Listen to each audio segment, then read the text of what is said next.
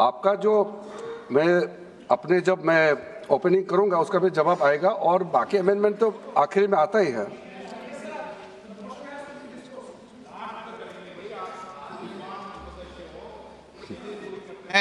चलिए माननीय मंत्री जी।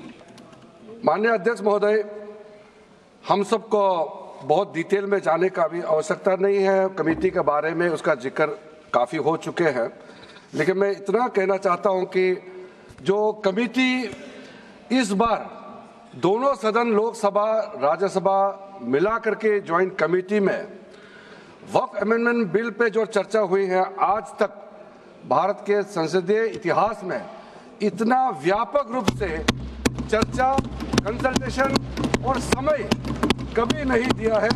इसलिए मैं जो ज्वाइंट कमेटी में जितने मेंबर्स दोनों सदनों के लोकसभा और राज्यसभा में जो सदस्य उस कमेटी में थे, मेरे तरफ से सरकार की ओर से मैं धन्यवाद देता हूं, अभिनंदन करना चाहता हूं। अध्यक्ष महोदय जी, कुल मिलाकर के 97,27,772 याचिकाएं ऑनलाइन, फिजिकल, मेमोरेंडम के रूप में, रिक्वेस्ट के रूप में और सुझाव के रूप में पूरे तरह से सरकार ने देखा है। वो जेपीसी के माध्यम से हो या डायरेक्ट दिया हो, हमने सब उसको देखा है। इससे बड़ा कभी भी, इससे ज्यादा संख्या में किसी भी बिल के ऊपर में लोगों का याचिकाएं नहीं आया आज तक। कुल मिलाकर के 284 डेलीगेशन ने अलग अलग समुदाय के जो स्टेक होल्डर्स है, उन्होंने कमेटी के सामने में अपने बात को रखा है, सुझाव भी दिया है। 25 स्टेट गवर्नमेंट और यूनियन टेरिटरीज का वक्फ बोर्ड्स ने अपना सबमिशन भी पेश किया गया है। इसके अतिरिक्त कई लीगल लुमिनरीज, विद्वान लोग हैं हमारे समाज में, कम्युनिटी लीडर्स हैं, अलग अलग धार्मिक संस्थाओं का प्रतिनिधि, charitable organisation, civil society, academicians, researchers, policy makers, सब ने इस कमेटी के सामने में पेशकश किया है। उसके साथ साथ मैं कहना चाहता हूं सर, आज जब मैं जो बात रखूंगा आपके सामने में, पिछली बार जब हमने ये प्रस्तुत किए थे बिल को इस सदन में, तब भी मैंने कई बातें बताई थी। आज मैं उसको नहीं दोहराते हुए कुछ बातें मैं जोड़ूंगा और मुझे अपना बात रखने के बाद सिर्फ उम्मीद ही नहीं, पूरा यकीन है कि जो लोग इस बिल को विरोध कर रहे थे, वो हृदय में भी बदलाव होगा। पॉजिटिव सोच के साथ इस बिल में सब समर्थन करेंगे, ये मैं विश्वास के साथ आप आगे अपना बात रखना चाहता हूं।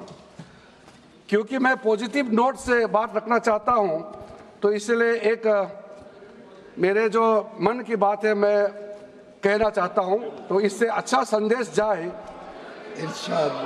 किसी के बात कोई, अध्यक्ष महोदय, किसी की बात कोई बदगुमान ना समझे, इस जमीन का दर्द कभी आसमान ना समझेगा। ये मैं दिल से कह रहा हूं, क्योंकि अच्छा सोच के साथ, बड़ा दिल के साथ, खुले मन से मैं ये प्रस्ताव आपके सामने में पेश कर रहा हूं। सर, कई लोगों ने अपने अपने तरीके से बातें रखी हैं।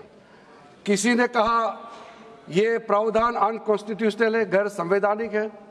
किसी ने कहा ये इलीगल है, अनलॉफुल है। सर, ये बिल जो हम लोग जिक्र कर रहे हैं कोई नया विषय नहीं है। आजादी से पहले ये बिल, जब पहली बार मुसलमान वक्फ वैलिडेटिंग एक्ट पास किया गया था 1913 में, तब से इसका इतिहास शुरू होता है। उससे पहले प्रिवी काउंसिल ने 1894 में इनवैलिडेट किया था वक्फ अल औलाद को। बाद में उसका प्रॉपर लीगल फॉर्म में 1913 के बाद फिर 1923 में द मुसलमान वक्फ एक्ट लाया गया था, जिसमें अकाउंटिंग और ट्रांसपेरेंसी के बारे में ये जोर उसको देते हुए ये एक्ट पास किया गया था। उसके बाद 1930 में द मुसलमान वक्फ वैलिडेटिंग एक्ट लाया गया है, जो रीइंफोर्स करता है legal validity of the family waqf. परिवार में जो वक्फ होता है उसको जोड़ देते हुए ये बिल लाया गया है। उसके बाद आज़ादी के बाद 1954 में 1954 में वक्फ एक्ट पहली बार आज़ाद भारत का एक्ट बनी और उस समय स्टेट वक्फ बोर्ड का भी प्रावधान उसी 1954 एक्ट में प्रावधान किया गया था। उस समय से लेकर के कई संशोधन के साथ में 1995 में व्यापक रूप से ये वक्फ एक्ट बनी है। तो उस समय किसी ने नहीं कहा कि ये एक्ट अनकॉन्स्टिट्यूशनल है, किसी ने नहीं कहा उस समय ये अनलॉफुल है। आज जब हम उसी बिल को सुधार के ला रहे हैं तब आपको ये अनकॉन्स्टिट्यूशनल अनलॉफुल का ये शब्द इस्तेमाल करने का आपको ये नौबत कैसे आया, ये सोच क्यों आया? अगर आप सच्चे दिल से सोचते और मन साफ होते तो आप तर्क पे जाते। इस संशोधन बिल में जो जो तर्क है आप उसमें बात कीजिए, आप उसको छोड़ के जो कोई लेना देना नहीं है बिल में उसका बात आप लेकर के लोगों को गुमराह करने का बरगलाने का काम जो किया है उसको मैं शुरू में साफ करना चाहता हूं। अध्यक्ष महोदय जी, 1995 में ट्राइब्यूनल का पहला व्यवस्था किया गया है ताकि वक्फ बोर्ड का कोई भी निर्णय किसी को अगर पसंद नहीं है या उसको चैलेंज करना चाहता है तो वक्फ ट्राइब्यूनल वहां आप जा सकते हैं। उसका प्रावधान पहली बार हुए हैं और उस समय यह भी फैसला हुआ कि 5 लाख से ज्यादा आमदनी किसी वक्फ प्रॉपर्टी में है उसके लिए सरकार एग्जीक्यूटिव ऑफिसर्स अपॉइंट किया जाएगा, ये भी 1995 में शुरुआत की है। अध्यक्ष महोदय जी, ये आज एक ट्रिगर पॉइंट क्यों हुआ है? ये अमेंडमेंट बिल लाने का आवश्यकता सबसे ज्यादा शुरुआत कहां से हुई? मैं संक्षेप में बताना चाहता हूं। 2013 में 2014 में हम सब चुनाव में गए और चुनाव में जाने से पहले 2013 में कुछ कदम ऐसे उठाए गए हैं जो आप सुन करके आप सदस्य के रूप में भी और इस देश का नागरिक होने के कारण आपके दिमाग में यह बात जरूर सवाल उठेगा कि ऐसा कदम क्यों उठाया गया है। सर, 2013 में पहला यह बदलाव हुआ कि इस देश में कोई भी आदमी, कोई भी इंसान, चाहे वो हिंदू हो, मुसलमान हो, सिख हो, ईसाई हो, पारसी हो, बौद्ध हो, जैन हो, वक्फ क्रिएट कर सकता है। सबको मालूम है वक्फ एक मुसलमान का अल्लाह के प्रति अपना एक उसका एक पायस चैरिटेबल रिलीजियस पर्पस के लिए वक्फ क्रिएट किया जाता है, लेकिन उसमें डाइल्यूशन करके 2013 में कोई भी वक्फ क्रिएट कर सकता है। ये प्रावधान सबसे पहले उस समय के यूपीए सरकार ने किया है। दूसरा, आपने सारा वक्फ को स्पेसिफिक कर दिया कि शिया बोर्ड में शिया ही रहेंगे, सुन्नी बोर्ड में सिर्फ सुन्नी ही रहेंगे और कोई भी बोर्ड हो सिर्फ उनके लोग ही रहेंगे, बाकी कोई उसमें आ नहीं सकता है। ऐसा आपने प्रावधान किया। तीसरा, 2008, सर आप शांति से सुनने के बाद आप जो भी पूछेंगे हमारा रिप्लाई तो आएंगे ही सर। डिबेट का आखिरी में है, मेरा फिर से रिप्लाई होगा। तो अभी मैं जब शुरुआत में कुछ दृष्टिकोण रख रहा हूं, इसमें कोई हस्तक्षेप ना करे, ध्यान से सुनिए ताकि हमारा डिबेट का स्तर भी ऊंचा रहे और तर्क भी सामने में आ जाए। सर, एक प्रावधान आया सेक्शन 108। उस सेक्शन 108 में यह लिखा गया है कि वक्फ बोर्ड का जो प्रावधान है इस देश में कोई भी मौजूदा कानून के ऊपर में रहेगा, ओवरराइडिंग इफेक्ट रहेगा। ऐसा आपने कानून बनाया है। इस देश में ऐसा कानून कैसे मंजूर कर सकते हैं अध्यक्ष महोदय जी? हर कानून अपना अपना हिसाब से चलता है, लेकिन एक कानून दूसरे कानून के ऊपर में ओवरराइडिंग इफेक्ट होगा, ये कोई भी मान्यता नहीं दे सकता है। उसके बाद सर, मैं कुछ प्रोपेगेंडा साथ में जुड़े हुए हैं उससे पहले जो 2013 में मुझे भी बहुत ताज्जुब हुआ कि ये पास कैसे जबरदस्ती करवाया है। 2013 में वक्फ पे यूजर जो आपने प्रावधान डाला, उसके बाद 1970 से एक केस चल रहा था दिल्ली के अंदर में। दिल्ली के अंदर में हमारा सीजो कॉम्प्लेक्स है, पार्लियामेंट बिल्डिंग है, कई प्रॉपर्टीज है, और इसको वक्फ बोर्ड, दिल्ली वक्फ बोर्ड ने क्लेम किया कि ये वक्फ प्रॉपर्टीज है। उसके बाद ये केस चल रहा था अदालत में, उस समय यूपीए सरकार ने पूरा सारा जमीन को डी नोटिफाई करके वक्फ बोर्ड को दे दिया। 123 प्रॉपर्टी। अगर आज हम ये संशोधन लेके नहीं आते तो जिस सदन में हम बैठे हैं, ये पार्लियामेंट बिल्डिंग, इसको भी क्लेम किया जा रहा था। एयरपोर्ट, बसंत विहार, और अगर नरेंद्र मोदी जी का सरकार नहीं आते, अगर यूपीए का सरकार कंटिन्यू रहता, तो क्या क्या बिल्डिंग को डी नोटिफाई किया जाना था। 123 प्रॉपर्टी को तो डी नोटिफाई किया। मैं रिकॉर्ड में कह रहा हूं, अपने मन से कुछ नहीं कह रहा हूं, मैं ऑफिशियल रिकॉर्ड का बात बता रहा हूं। अध्यक्ष महोदय, आप काहे को उछल रहे हो? मैं अपने से थोड़ी बोल रहा हूं, जो हकीकत बात को बता रहा हूं। आप आराम से बैठ के सुनिए। आपके दल को और आपको सबको बोलने का मौका मिलेगा। माननीय मंत्री जी,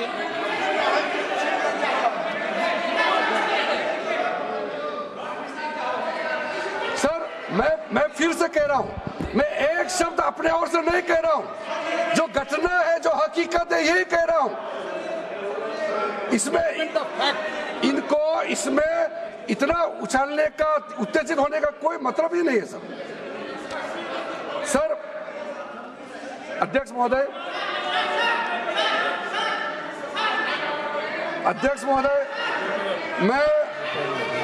मैं आपके माध्यम से सदन को कहना चाहता हूं कि जो संवैधानिक बात उठा करके लोगों को गुमराह करने का जो प्रयास किया जा रहा है, उसको भी देश के सामने में सही बात रखना बहुत ही जरूरी है। एक बात बार बार इन लोगों ने कहा गया है कि ये जो वक्फ अमेंडमेंट बिल है, ये आर्टिकल 25, आर्टिकल 26, आर्टिकल 30 का उल्लंघन करता है करके इन्होंने इल्जाम लगाया। पढ़ चुका हूं, आप पढ़ लो। कभी भी डिबेट के बीच में पॉइंट ऑफ ऑर्डर नहीं होता है, व्यवस्था दे दी है, पठवाना कभी। माननीय मंत्री जी बोलिए। अध्यक्ष महोदय, दूसरा विषय इन्होंने समानता का बात उठाया, आर्टिकल 14 का इक्वालिटी को लेकर के उन्होंने सवाल उठाया, उसका भी मैं जवाब देना चाहता हूं। अध्यक्ष महोदय, ये कोई तरीका नहीं है। माननीय अध्यक्ष की व्यवस्था अंतिम व्यवस्था होती है। बोलिए मंत्री जी, आप बोलते जाओ। अध्यक्ष महोदय, क्योंकि मेरा कान खुला हुआ है तो ये डिस्टर्ब हो रहा है मुझे, मैं अभी ये पैन की बात करता हूं।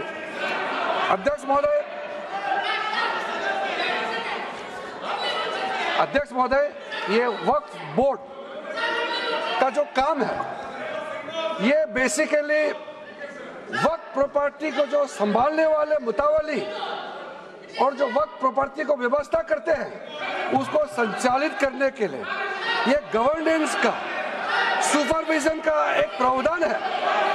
किसी भी तरीके से वक्फ बोर्ड वक्फ प्रॉपर्टी को मैनेज नहीं करता है। वक्फ बोर्ड वक्फ प्रॉपर्टी मैनेजमेंट में हस्तक्षेप नहीं करता है। आप साफ साफ सुन लीजिए, अगर इसके पास तर्क नहीं है तो इस तरह यहाँ डिस्टर्ब करके बहस का स्तर को गिराने से कोई फायदा नहीं है सर, ये कोई तरीका नहीं है सर। बोलते जाओ सर, वक्फ बोर्ड का क्रिएट करना, एक जो वाकिफ होता है, जो अपना विलिंगली वक्फ क्रिएट करता है। मैंने व्यवस्था दे दी है, आप जब समय हो तो बोले नो, प्लीज बैठिए। ये तरीका ठीक नहीं है आपका, बैठिए आप। नो, बैठिए। माननीय मंत्री जी, सूची है 2013 की प्रॉपर्टी निकाल बताना सूची मंगा के कहते भी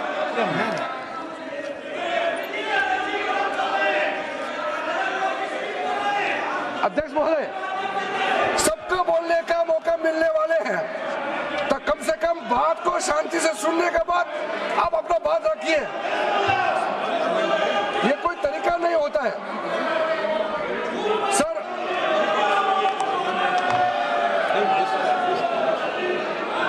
अध्यक्ष महोदय,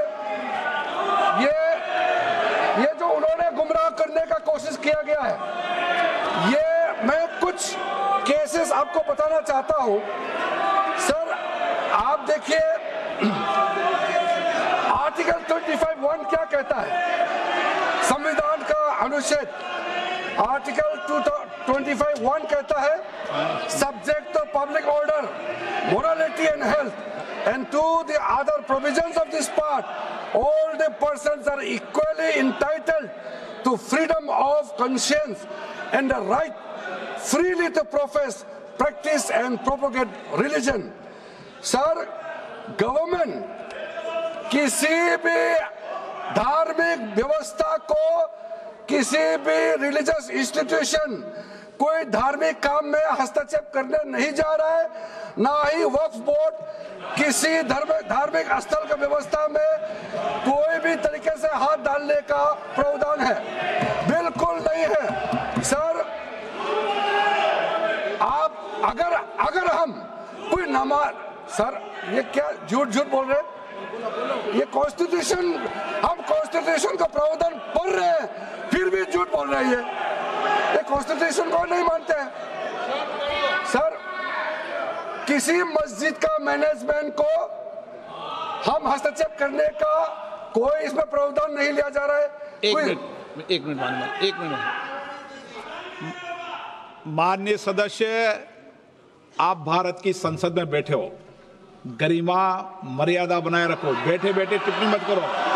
हाँ, आपको जब मौका मिलेगा आप अपनी बात कहना, बैठे बैठे टिप्पणी नहीं कर सकते, ये संसद की मर्यादा नहीं है, ऐसे नहीं चलेगा सदन।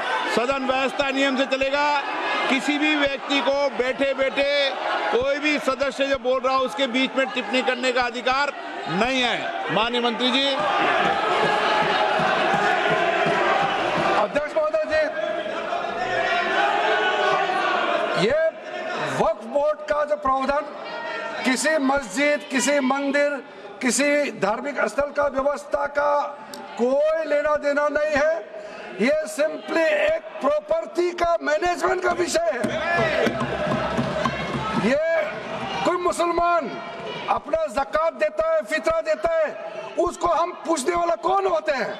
ये आपका धार्मिक भावना से जुड़े हुए चीज है, उसमें सरकार का कोई लेना देना नहीं है। लेकिन ये वक्फ प्रॉपर्टी का मामला है, लेकिन वक्फ प्रॉपर्टी का मैनेजमेंट करता है, मुतवालिज करता है। ये आपको इतना बेसिक ये फर्क जो है अगर समझ में नहीं आते या जानबूझ करके आप नहीं समझना चाहते हैं तो मेरा पास इसका कोई इलाज नहीं है। अध्यक्ष महोदय जी, ये आपके माध्यम से मैं फिर से कहना चाहता हूं कि ये सर क्या ये ऐसा बहस नहीं होता है जी। आप लोग का तर्क रखने का समय में बोलिए, ये बीच में कमेंट पास करने से सर हमारा पॉइंट का फ्लो भी बिगड़ता है और आवाज भी ठीक नहीं हो, अब आवाज भी ठीक से नहीं जाएगा। आप क्या चीज को जवाब देंगे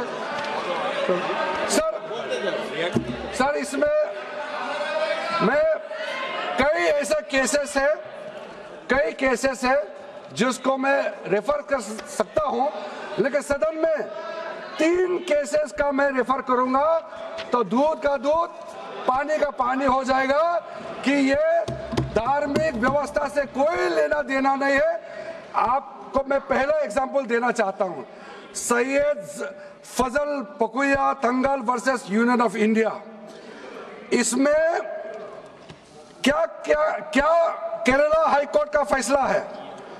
केरला हाईकोर्ट ने कहा The Waqf Board is a statutory body, pure and simple. It is not a representative body of the Muslim community. ये हाई कोर्ट का ऑर्डर है। उसके बाद इलाहाबाद हाई कोर्ट का ऑर्डर भी सुन लीजिए, Hafiz Mohammad Zafar Ahmad versus UP central Sunni board of Waqf का जजमेंट सुन लीजिए। A mutawalli's right is purely a right of management of the property and is not a proprietary right. The duties of a mutawalli are purely of a secular character. His duties are not of a religious character. इतना clear cut ruling है। तीसरा, तिलकायत श्री गोविंद लाल जी महाराज versus state of Rajasthan. इसमें high court ने क्या कहा, supreme court ने क्या कहा? Right to manage the properties of the temple. अब देखिए मंदिर का भी इसमें एग्जांपल लिया गया है। Right to manage the properties of the temple is purely a secular matter and can not be regarded as a religious practice. Properties of temple, temple नहीं, टेम्पल का जो प्रॉपर्टी है। उसी प्रकार से आप बार बार कहना कि मुसलमानों का अधिकार में गैर मुसलमान कैसे आ रहा है, ये तर्क ही नहीं बनता है। आप ये आज से ये बात बोलने के लिए बंद कीजिए। सर 2013 में जो काम किए गए हैं उसमें मैं एक चीज जिक्र करना चाहता हूं। इलेक्शन आने वाला था, बहुत ही कम दिन बच गए थे, इलेक्शन कोड ऑफ कॉन्डक्ट लगने ही वाला था। हम सबको मालूम है अप्रैल और मई में चुनाव हुआ था। 5 मार्च 2014 को उस समय के यूपीए सरकार ने 123 प्राइम प्रॉपर्टीज को जो housing and urban development ministry का तहत आता है उसको आपने दिल्ली वक्फ बोर्ड को ट्रांसफर कर दिया। क्या जरूरत था? कुछ दिन बाकी था चुनाव होने के लिए, आप इंतजार तो करते। आपने सोचा ये करके वोट मिलेंगे, लेकिन आप तो चुनाव तो हार गए, तो फायदा क्या हुआ? ऐसा काम करने से वोट नहीं मिलता है। इसलिए लोग इंटेलिजेंट है, हमारे देश के लोग समझदार है, इसलिए वोट बैंक का राजनीति के बिना हम अच्छे सोच के साथ में आज इस सदन में फिर से आए हैं। कुछ एनोमलीज है इस बिल में, तो इसको बदलना जरूरी था। मैंने एक पहले भी इसका जिक्र किया था कि आपने कहा कोई भी हिंदुस्तानी, कोई भी भारतीय वक्फ क्रिएट कर सकता है। वो 95 में ऐसा नहीं था, आपने 13 में बदलाव किया। उसको हमने फिर से 1995 का प्रावधान को फिर से रिवाइव करते हुए ये हमने जोड़ा है कि वक्फ वही क्रिएट कर सकता है जो मिनिमम 5 साल इस्लाम को प्रैक्टिस करता है। बहुत साफ साफ शब्दों में प्रावधान रखा है। सर, जो वक्फ बोर्ड बने हैं हम उसको बहुत ही सेकुलर इंक्लूसिव बनाना चाहते हैं। आपका पुराना प्रावधान को हटा करके अब हमने कहा है कि वक्फ बोर्ड में शिया भी रहेंगे, सुन्नी भी रहेंगे, बोहरास भी रहेंगे, आगा कानिस भी रहेंगे, मुसलमानों में जो बैकवर्ड है, पिछड़े लोग हैं वो भी रहेंगे, और साथ साथ में महिला भी रहेंगे और एक्सपर्ट नॉन मुस्लिम भी रहने का प्रावधान रखा गया है। सब स्वागत करना चाहिए, इसको किसी को आपत्ति होने का कोई जरूरत नहीं है। उसके बाद सर मैं थोड़ा सा इसको विस्तार करके बताना चाहता हूं। मेरा ही खुद का एग्जांपल मैं देता हूं। मान लो मैं मुस्लिम नहीं हूं, लेकिन मैं माइनॉरिटी अफेयर्स मिनिस्टर हूं, तो मैं सेंट्रल वक्फ काउंसिल का चेयरमैन होता है। तो मेरे होने के बावजूद उसके बाद टोटल 4 नॉन मुस्लिम हो सकता है वक्फ बोर्ड वक्फ काउंसिल में मेंबर, और उसमें मैक्सिमम 4 नॉन मुस्लिम के साथ साथ में 2 महिला कंपलसरी है। 2 महिला होना ही चाहिए सर। उसके बाद सर स्टेट अभी आप पूरा वक्फ बोर्ड देख लीजिए, महिला कहाँ है? महिला को भी रखा ही नहीं है, वो सिर्फ बातें करते हैं। सर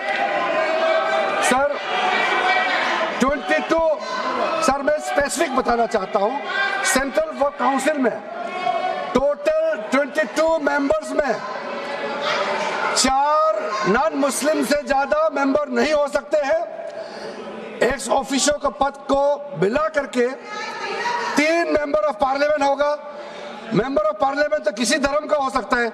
जब इलेक्शन करते हैं तो कोई भी धर्म का मेंबर ऑफ पार्लियामेंट या एमएलए बन सकते हैं। सर 10 मेंबर मुस्लिम कम्युनिटी से होगा, 2 फॉर्मर जजेस होंगे सुप्रीम कोर्ट और हाई कोर्ट के, 1 advocate of national eminence member रहेंगे, 4 persons of national eminence from various field. ये तो कई कमिटियों ने इसको सिफारिश किया है। और एडिशनल सेक्रेटरी या joint secretary to the government of India उसमें रहेंगे। आउट ऑफ 10 मुस्लिम मेंबर्स 2 महिला अनिवार्य है, ये हमने प्रावधान रखा है। और स्टेट बोर्ड में आउट ऑफ 11 मेंबर्स 3 से ज्यादा नॉन मुस्लिम नहीं हो सकता है। एक्स ऑफिसर को मिलाकर के 1 chairperson, 1 MP, 1 MLA, 4 members from Muslim community, 2 members with professional experience, 1 member of Bar Council and Joint Secretary to the state government dealing with work matters. Out of 4 Muslim members, 2 shall be women. ये हमने रखा है ताकि हमारे बहनों को किसी तरीके से दरकिनार नहीं कर सके। वक्त एक सर हमने जो नया प्रावधान रखा है उसमें जितना भी जो आर्बिट्रेरी प्रोविजन जो जरूरी नहीं था उसको हमने सामान्य रूप से देश में और जितना कानून है उसको मिलाते हुए मुख्य रूप से ट्रांसपेरेंसी इन वर्क मैनेजमेंट, सर्वे को अपडेट करने के लिए जो पहले इनसफिशिएंट प्रोविजन था इसमें वर्क लैंड रिकॉर्ड्स वगैरह में महिलाओं का इनहेरिटेंस राइट्स, बच्चों का राइट और साथ साथ में कई हजारों केसेस पेंडिंग है ट्राइब्यूनल और कोर्ट्स में, उसको सेटल करने के लिए जो आज लगभग 10,000 से भी ज्यादा केसेस जो पेंडिंग था और कुछ सालों के अंदर में 13 से 30,000 तक 30,000 केसेस पेंडिंग हो चुके हैं, उसको सरलता से सुलह करने के लिए हमने रास्ता खोजा है। एक चीज बार बार आप लोग कहते हैं, हमारे पक्ष के लोग हो या उस साइड के पक्ष के लोग हो या जो सदन से बाहर है वो एक वक्तव्य देते रहते हैं, मैं उसको सुधारना चाहता हूं। ये कहते हैं कि हमारा देश में लैंड बैंक जो है वक्फ बोर्ड के पास 3rd लार्जेस्ट है। पहला रेलवे, इंडियन रेलवे, फिर इंडियन आर्मी मतलब इंडियन डिफेंस का, और फिर कहता है वक्फ बोर्ड के पास जमीन है। मैं उसको सुधारना चाहता हूं। सर आप भी तो ट्रेन में चलते हैं, हम लोग भी ट्रेन में चलते हैं, हजारों किलोमीटर ट्रेन का पटरी लगा हुआ है, स्टेशन बना हुआ है। वो ट्रेन का पटरी लगा हुआ है वो रेलवे का प्रॉपर्टी थोड़ी है, ये तो देश का प्रॉपर्टी है, हम लोग सब चलते हैं उसमें। इसको आप कैसे लगा सकते हैं कि रेलवे के पास इतना है, वक्फ बोर्ड के पास इतना है? वो देश का प्रॉपर्टी है। हमारा डिफेंस के पास कहता है कि 2nd लार्जेस्ट है। डिफेंस के पास जो भी ले जहाँ ट्रेनिंग करता है, जहाँ वो रहता है या बॉर्डर एरिया में जितना डिफेंस लैंड है वो देश का रक्षा के लिए है। उसको आप कैसे वक्फ प्रॉपर्टी के साथ आप तुलना कर सकते हैं? वक्फ प्रॉपर्टी प्राइवेट प्रॉपर्टी होता है सर। तो इसलिए दुनिया में सबसे ज्यादा वक्फ प्रॉपर्टी हिंदुस्तान में है। सिर्फ हमारा देश में ही नहीं, दुनिया का सबसे बड़ा और सबसे ज्यादा वक्फ प्रॉपर्टी हिंदुस्तान में है। तो फिर ये क्यों है 60 साल तक आप सरकार में रहे हैं, हमारे देश में मुसलमान इतना गरीब क्यों है?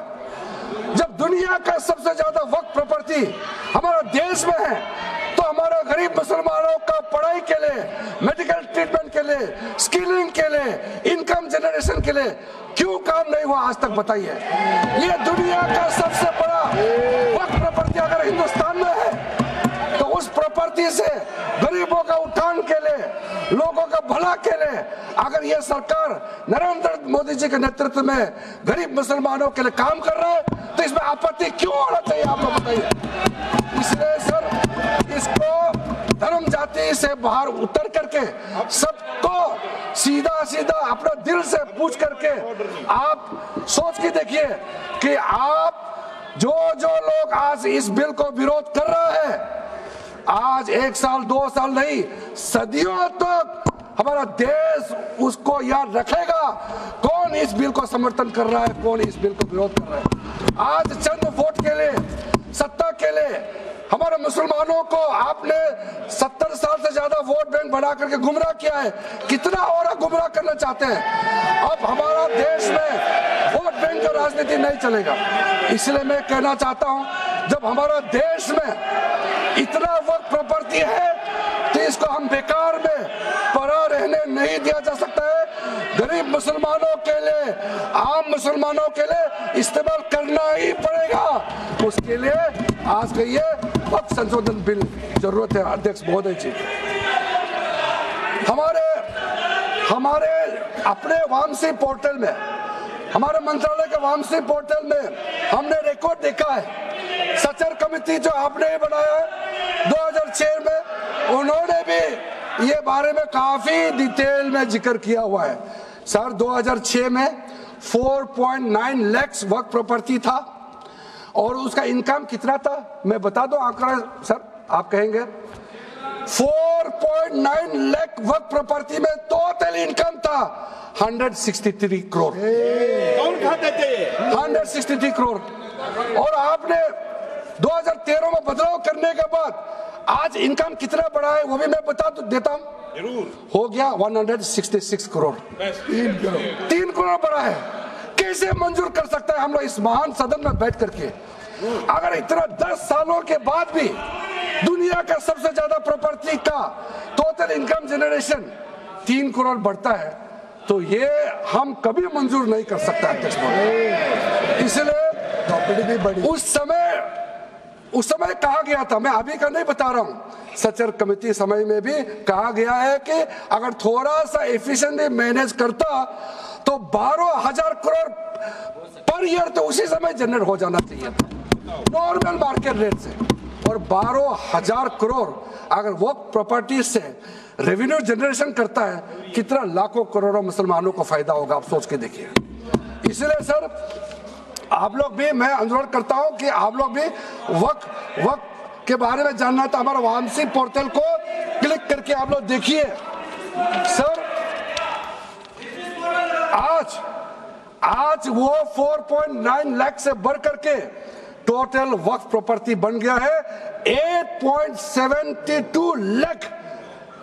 हमारा देश में वक्फ प्रॉपर्टी बन गया है। और आप कल्पना कीजिए 8.72 लाख प्रॉपर्टी वक्फ का है, उसको अगर हम सही तरीके से मैनेजमेंट करता तो हमारा मुसलमानों का ही नहीं है, देश का तकदीर बदल जाएगा। इतना प्रॉपर्टी हमारे पास। अब समझिए चीज को। सर मैंने अभी कई राज्यों का दौरा किया अध्यक्ष महोदय, मैंने कई राज्यों का दौरा किया। मैं एक एग्जांपल आपको जरूर देना चाहूंगा। मैं बहुत इंप्रेस हो गया जब मैं पिछली बार जम्मू कश्मीर गई। जम्मू कश्मीर में हमारा नई वहाँ वक्फ बोर्ड का चेयरपर्सन बनी और मैंने पूछा कि आप जब वक्फ बोर्ड का चेयरमैन बनी तो उसमें क्या हालत थी और आज क्या हालत है। उन्होंने बोला कि सर जब उन्होंने पदभार संभाली तो उसमें कोई इनकम का, कोई व्यवस्था का, रिकॉर्ड का ठीक ठाक कुछ भी नहीं था। और उन्होंने आने के बाद 40 करोड़ रेवेन्यू इनकम उन्होंने जनरेट करना शुरू किया, मुझे बताया। और उसके वजह से वहाँ काफी अच्छा काम कर रहा है। मैं हजरत बल श्राइन भी गए और वहाँ भी मरम्मत चल रहे हैं। इतना पुराना श्राइन है, दुनिया के लोग आते हैं, बहुत खूबसूरत से उसका सारा आसपास का ब्यूटिफिकेशन का काम भी चल रहा है। अगर अच्छा काम करेगा, रेवेन्यू बढ़ेगा तो सबका फायदा होगा सर। इसलिए सर आप लोग आज बिल को समर्थन करने के बाद मेरे ऑफिस में आइए, 1 साल के अंदर में इसका ट्रांसफॉर्मेशनल इंपैक्ट क्या होता है मैं ही आप लोगों को बता दूंगा। सर वक्फ अमेंडमेंट जो बिल लाए हैं उसमें जेपीसी का कई रिकमेंडेशन है जिसको हमने समर्थन किया है और एक्सेप्ट किया हमने इस बिल में लाया है।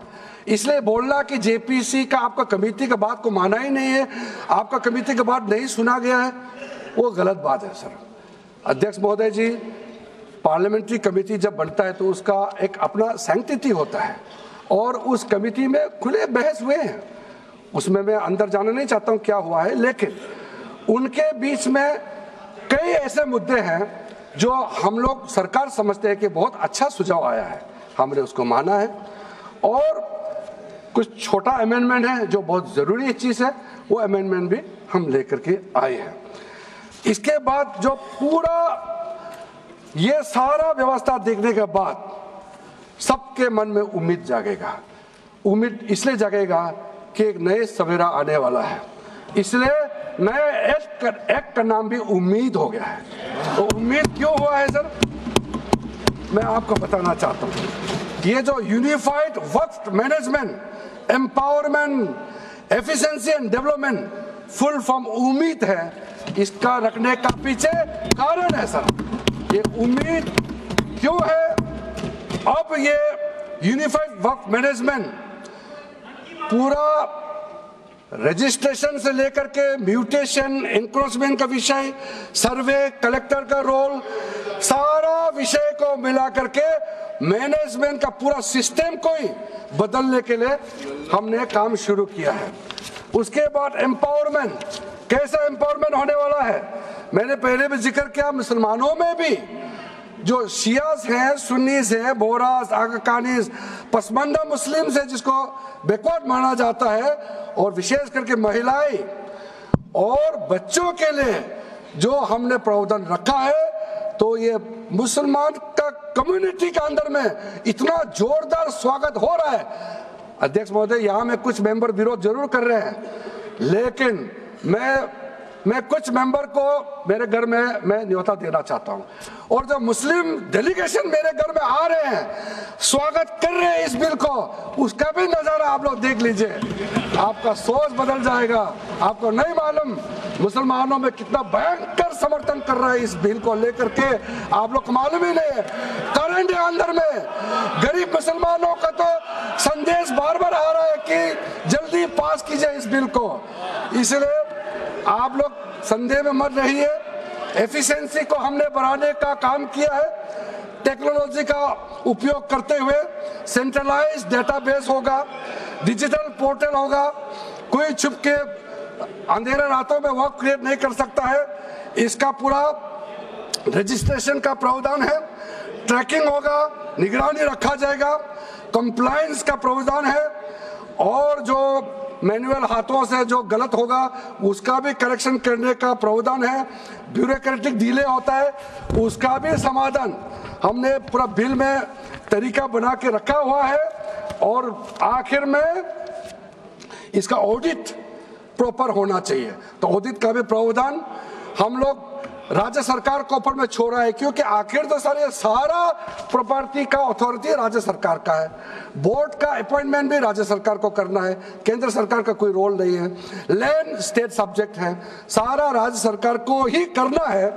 इसलिए राज्य सरकारों को हम फुल अथॉरिटी देने के साथ साथ हमारा जो मंत्रालय है वो ऑनलाइन हमेशा जुड़ा रहेंगे कि जो वर्क प्रॉपर्टी क्रिएट किया गया है उसका स्टेटस है वामसी पोर्टल से मिला करके हम लगातार टच में रहेंगे।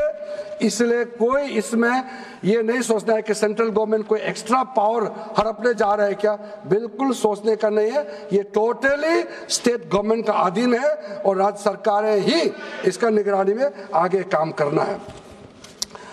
उसके बाद सर जो पर्पस के लिए वर्क क्रिएट किया जाता है, बेसिकली 3 पर्पस होता है, रिलीजियस, चैरिटेबल एंड पायस।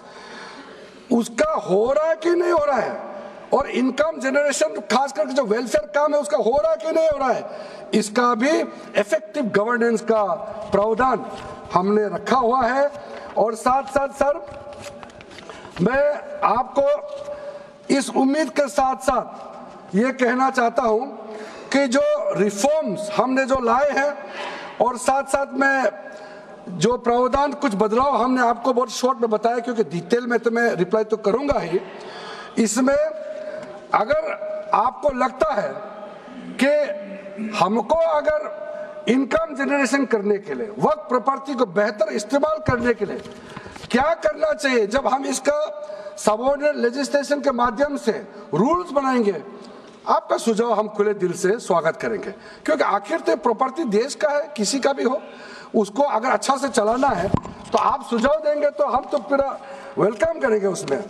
इसलिए आज मैं मेंबरों के साथ साथ जो कई दरगाह है, कई मस्जिद के इमाम है, कई लोग जो मुझे मिले, उन्होंने भी बहुत अच्छा सुझाव दिया है। उसको डिटेल में मैं यहाँ कहना नहीं चाहता हूँ, लेकिन हम रिकॉर्ड में रखा है, कई अच्छे अच्छे सुझाव हमारे पास आए हैं, वो भी हमने नोट करके रखा है। एक इम्पोर्टेंट पॉइंट को मैं अब आपके सामने भी रखना चाहता हूँ। ये जो हमने एक डेफिनेशन में जो बदलाव लाया है, इस डेफिनेशन में बदलाव का सबसे बड़ा मतलब ये है कि मुसलमानों में भी जो वक्फ के अंदर में अपना प्रॉपर्टी, वक्फ प्रॉपर्टी इस वक्फ बोर्ड के प्रावधान से गवर्न करना चाहते हैं, मोस्ट वेलकम है। अगर वो ट्रस्ट के माध्यम से अपना प्रॉपर्टी का अलग तरीके से वक्फ करना, वो चलाना चाहता है, मैनेज करना चाहता है, उसके लिए भी छूट दिया गया है। तो इसमें जो आप लोग बार बार कहते हैं कि वक्फ बोर्ड में गैर मुसलमान कैसे आ रहा है, इसका मैं छोटा सा एग्जांपल देना चाहता हूँ। अभी हम लोग किसी धर्म, किसी जाति का हिसाब से तो हम एमपी नहीं बने हैं, हम तो ऐसे सिटीजन होकर के एमपी बने हैं। तो अगर मेरा कॉन्स्टिट्यूंसी वाला हमको कहेंगे कि किरण रिजिजू मेरा यहाँ नहीं आ सकता है, हमारा धर्म और तुम्हारा धर्म अलग है, तो कैसे होगा? मैं तो एज एमपी, मेरे पास अथॉरिटी है, मैं जा सकता हूँ। उसी प्रकार से आपका ट्रस्ट है, ट्रस्ट को चलाता है चैरिटी कमिश्नर। तो ट्रस्ट वाला कैसे कहेंगे कि चैरिटी कमिश्नर मेरा जात का ही होना चाहिए? चैरिटी कमिश्नर तो गवर्नेंस को संभालने के लिए है, चलाता तो ट्रस्ट है। उसी प्रकार से आप कैसे कह सकते हैं कि मेरा वक्फ प्रॉपर्टी को देखने के लिए वक्फ बोर्ड में गैर मुसलमान नहीं हो सकता है? आप कैसे कह सकते हैं? ये तर्क आप थोड़ा गहराई से सोचिए, क्योंकि ये बार बार कहा गया है, मैं नाम नहीं लूंगा, वो बाद में तो बोलेंगे हमारे कुछ लोग हैं कि मुस्लिम का अफेयर्स में नॉन मुस्लिम क्यों आ रहा है। अरे ये धार्मिक व्यवस्था से कोई लेना देना नहीं है, मैं बार बार कह रहा हूं। इसलिए ये प्रॉपर्टी है, वक्फ प्रॉपर्टी है, आप लोग इसको समझिएगा। उसके बाद सर, ये जो हमने जो 2013 के बाद कुछ बदलाव जो किए हैं, वक्फ बाय यूजर में कुछ लोग ने शंकाएं व्यक्त किया है, कह रहा कि वक्फ बाय यूजर हटाने के बाद अब सरकार जो है मस्जिदें छीन लेंगे, दरगाह छीन लेंगे, मुसलमानों का प्रॉपर्टी छीन लेंगे, ऐसे बोलते हुए मैंने सुना है। इस तरह का कई जगह में बोला है। मैं इसमें साफ साफ कहना चाहता हूं, हम लोग सब हर किसी ना किसी राज्य से आते हैं। We all belong to each and every part of our country, we are together. We may belong to different states and union territories, we are all Indian. ये अथॉरिटी राज्य सरकार को हमने कैसे दिया? जो प्रॉपर्टी वक्फ यूजर को हम लोगों ने हटाने के बाद ये प्रावधान सुरक्षित किया है, ऑथोराइज किया स्टेट गवर्नमेंट को कि जो प्रॉपर्टी रजिस्टर्ड हो चुके हैं, जब नमाज पढ़ते हैं, रजिस्टर्ड है, डॉक्यूमेंट है, उस पे कोई हस्तक्षेप नहीं होगा। ये कानून प्रोस्पेक्टिव है, रेट्रोस्पेक्टिव नहीं है। ये आप लोग बहुत क्लियर से सुन लीजिए, ये किसी का जमीन छीनने का कानून नहीं है। ये किसी का राइट, किसी का हनन करके उसका प्रॉपर्टी को हड़पने का नहीं है। राज्य सरकारों को अधिकार दिया गया है कि जो ऑलरेडी रजिस्टर्ड है उसका तो कोई डिस्प्यूट नहीं है, लेकिन जो डिस्प्यूटेड है, जो कोर्ट में पेंडिंग है, उसको हम यहाँ कानून बना के कैसे हटा सकते हैं? कोर्ट का पावर को तो हम ले नहीं सकते सर। इसलिए यहाँ बार बार ये लोग माइक बजा बजा करके झूठ 100 बार भी बोलो, कुछ होने वाला नहीं है। सिटीजनशिप अमेंडमेंट बिल जब लाया गया था, वही लोग हैं जिन्होंने कहा था कि सिटीजनशिप अमेंडमेंट बिल पास होकर एक्ट बन जाएगा तो मुसलमानों का हक छिन जाएगा, उनका नागरिकता खत्म हो जाएगा। आज सीए लागू हो गया, बताइए किसी मुसलमान का अधिकार छीना है? किसी मुसलमान का नागरिकता छीना है? बताइए, क्या आप माफी मांगेंगे? आपने देश भर में घूम घूम कर झूठे बातें फैलाया, आज आप साबित हो गया कि आपने झूठ बोला था, लेकिन आज आप माफी मांगने का भी हिम्मत नहीं रखते हैं। जिगर थाम के आप लोग सुनिए, ये आप आज दोबारा आप मिसलीड करेंगे, गलत बातें करेंगे तो फिर मुंह खाना पड़ेगा आपको, फिर कोई और बिल लेके आएंगे, फिर मैं आपका पर्दाफाश करेंगे फिर से। इसीलिए सर हम लोग तर्क पे जाइए, पॉइंट पे जाइए। इसलिए दूसरा, महिलाओं के लिए अध्यक्ष महोदय जी, क्योंकि फैमिली में पुरुष महिला सब होते हैं, तो इसमें हमने एक सिंपल प्रावधान रखा है कि एक कोई भी मुसलमान जब वर्क क्रिएट करता है, सबसे पहले उस परिवार में जो महिला का अधिकार है उसको सुरक्षित करके ही आप वर्क क्रिएट कर सकते हैं। नहीं तो पहले ऐसा होता था, वर्क क्रिएट कर दिया, आपका बच्चों का अधिकार खत्म हो गया, महिला का अधिकार खत्म हो गया। आप वर्क उसी प्रॉपर्टी को क्रिएट कर सकते हैं जो आपका हकदार है, जो आपका 100% हिस्सा है, उसी को ही आप वर्क क्रिएट कर सकता है। बच्चों का और महिला का अधिकार नहीं छीन सकता है। ये बहुत बड़ा रिफॉर्म है। मुसलमानों में अगर वो चाहते हैं कि महिला आगे ना बढ़े तो ये लोग इसको विरोध करेंगे ही, लेकिन जो थोड़ा प्रोग्रेसिव सोचने वाले, जो थोड़ा बारीकी से अगर सोचेंगे तो कितना गलत बात है कि समाज में महिलाओं को दबाने का काम करते हैं और यहाँ जोर जोर से बोलते हैं। अध्यक्ष महोदय जी, सारा मैनेजमेंट जो सरकार का जमीन या प्राइवेट का जो जमीन है, इसका कलेक्टर को इन्होंने कमेटी के माध्यम से सुझाव किया है कि हर चीज कलेक्टर को क्यों ऑथोराइज किया गया है। तो कमेटी के बात को माना है कि कलेक्टर से ऊपर कोई भी अधिकारी, कलेक्टर से ऊपर जो अधिकारी है वो देखेंगे सरकारी जमीन और कोई डिस्प्यूट है वक्फ बोर्ड के साथ या किसी मुतावली के साथ डिस्प्यूट है, उसका जांच कलेक्टर के ऊपर अधिकारी करेंगे। ये कमेटी ने सुझाव दिया था और उसी को मान करके आज इस सदन में पेश किया जा रहा है। एक महत्वपूर्ण सुझाव हम लेके आ रहे हैं, अमेंडमेंट लेके आ रहे हैं, इसमें मैं मानता कोई विरोध नहीं करेगा। ये इसमें शुरू में छूट गया था, मैं सर खुले दिल से आपको कहना चाहता हूं, लेकिन बहुत सोच समझ के साथ ये प्रावधान अमेंडमेंट हम लेके आ रहे हैं कि जब आप वक्फ प्रॉपर्टी क्रिएट करेंगे तो ऐसा नहीं होना चाहिए कि आप ट्राइबल एरिया में जाकर के आदिवासी का जमीन को आप वक्फ क्रिएट कर दें, ये नहीं होना चाहिए। इसलिए हमारा देश के आदिवासियों का संरक्षण को ध्यान में रखते हुए शेड्यूल 5 और शेड्यूल 6 में आप वक्फ प्रॉपर्टी क्रिएट नहीं कर सकते हैं। ये एक महत्वपूर्ण अमेंडमेंट लेकर आया है। डिटेल में अब आगे अध्यक्ष महोदय आपको मैं बताऊंगा। वक्फ ट्राइब्यूनल के बारे में सर मैं संक्षेप में, अभी फ्लोर खुलने वाले हैं, मैं आपके हाथ फ्लोर छोड़ने वाले हैं, तो मेरा जो वाइंड अप को आप ध्यान से सुन लीजिए। जो ट्राइब्यूनल है, ट्राइब्यूनल में 2 मेंबर का हमने प्रस्ताव रखा था, तो कमेटी ने कहा कि 2 मेंबर ठीक नहीं है, इसमें 3 मेंबर होना चाहिए। ये प्रस्ताव भी मंजूर किया गया है।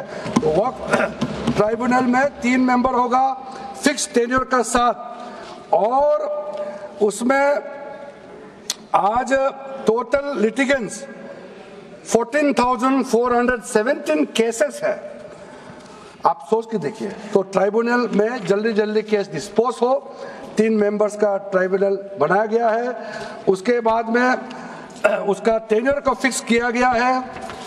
उसके बाद में जो एक बहुत स्ट्रिंजेंट प्रोविजन था, पहले ऑटोमेटिक अपील करने का राइट नहीं था, स्पेशल रिव्यू पिटीशन ही कर सकते थे ट्राइब्यूनल के ऑर्डर के बाद।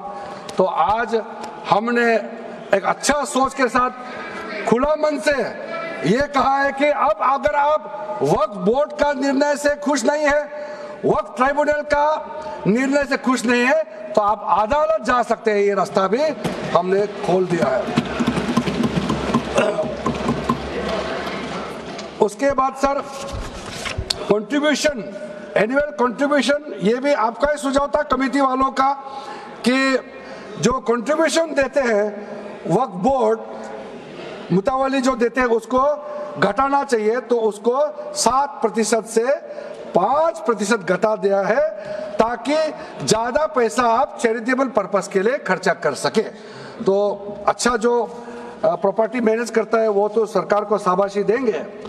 उसके बाद एक बहुत ही महत्वपूर्ण प्रावधान है जो हमको रखना पड़ा, आपने लॉ ऑफ लिमिटेशन को इस वक्फ बोर्ड का प्रावधान से हटा दिया था, इसको हमने लगाया है। तो अब तो मालूम है the limitation act of 1963 will now apply to the Waqf property claims from the date of commencement of this act aiming to reduce prolong litigation. ये बहुत बड़ा मैं मानता हूं एक कदम उठाया है। और जो सेक्शन 40 सबसे ड्रैकोनियन प्रोविजन इस एक्ट में था तो सेक्शन 40 था।